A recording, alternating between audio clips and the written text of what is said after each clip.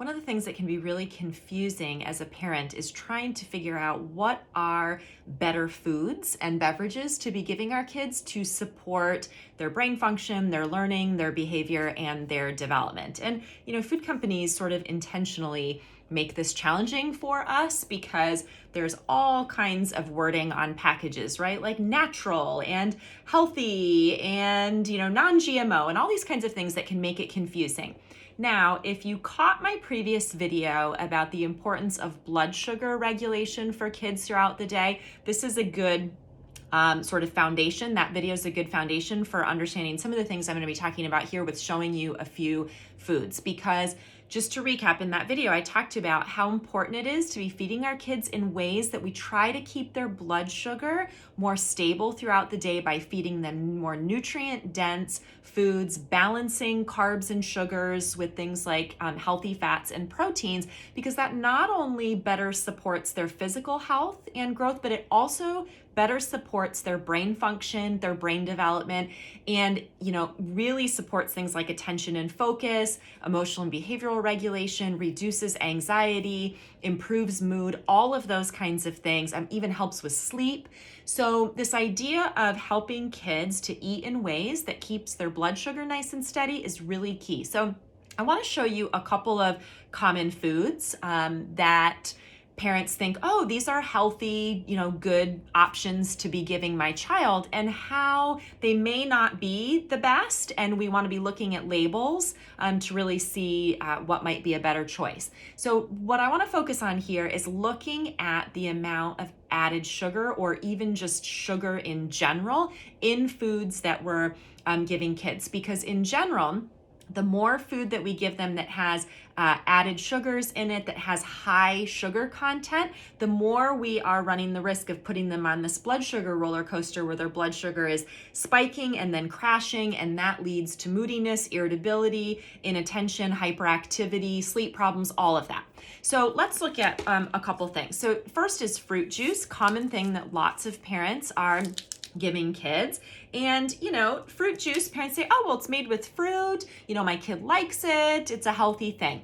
And certainly juice in moderation, little bits of juice can be okay. But here's what I want you to realize with this. There's nothing brand specific about this. This is just fruit juice in general. If you look on the back here, and you look at the amount of total sugar, and then also it has added sugar. Now this is 100% juice. So you think, oh great, that doesn't have any sugar added. It's got vitamin C, awesome. But when we look at this, this has one serving of this, which is 8 ounces.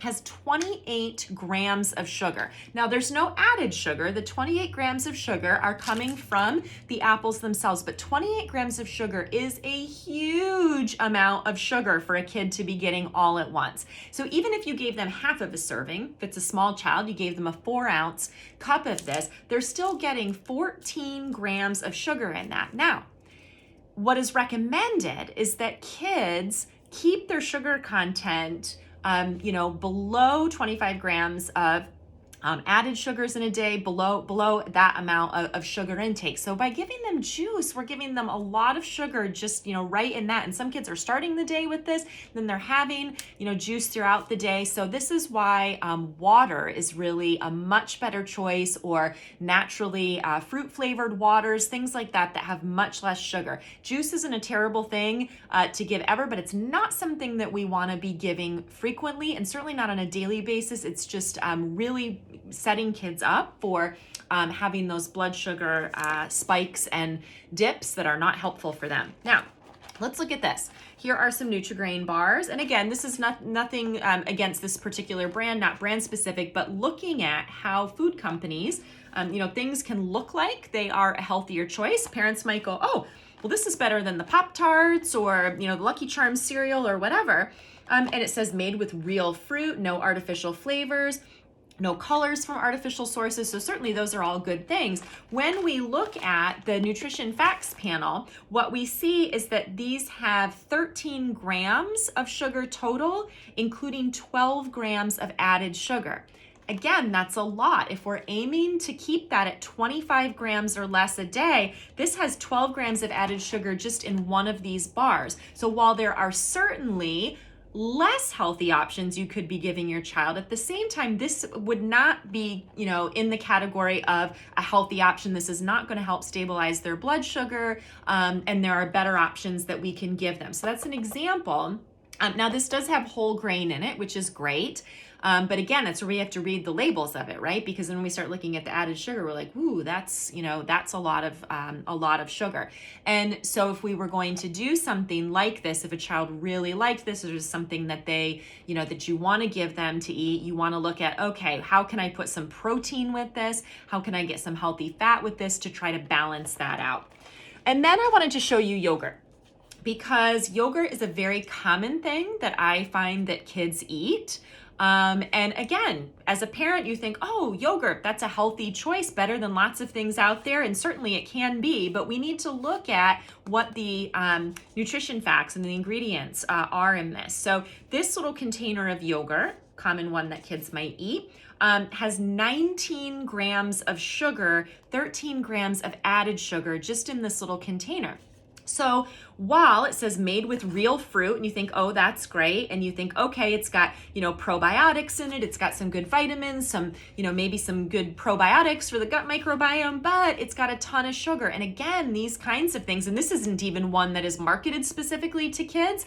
The ones that are made in the packaging and the tubes and things that are really geared towards kids, those often have even more added sugar, and other kinds of unhelpful ingredients. So if we're really wanting to focus on nutrient-dense foods for our kids and helping to feed them in ways that stabilize their blood sugar so that they have the best chance of their brain and their body functioning in healthy, stable, consistent ways throughout the day, we really need to be looking at what the labels show. We need to be looking at the overall amount of sugar. And again, trying to bring more balance in throughout the day and not assuming that just because something is packaged to look healthy or sounds healthy or has some, beneficial qualities to it, that overall that's going to be a great thing to feed our kids on a regular basis. So those are some things that I see with families at the clinic that often can trip people up, the things like the yogurts, the juices, the bars, those kinds of things. So just a reminder to look at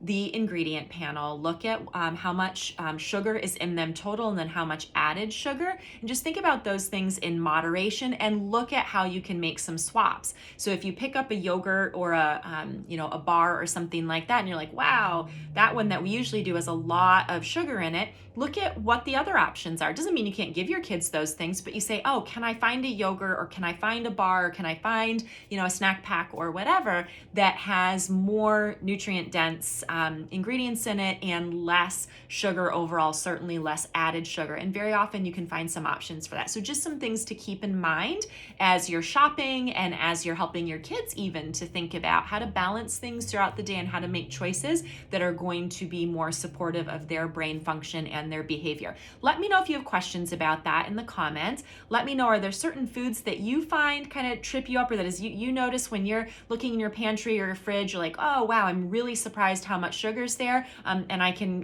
help out by maybe offering some swaps or pointing you in the direction of some resources. Share with me in the comments. We'll continue the conversation.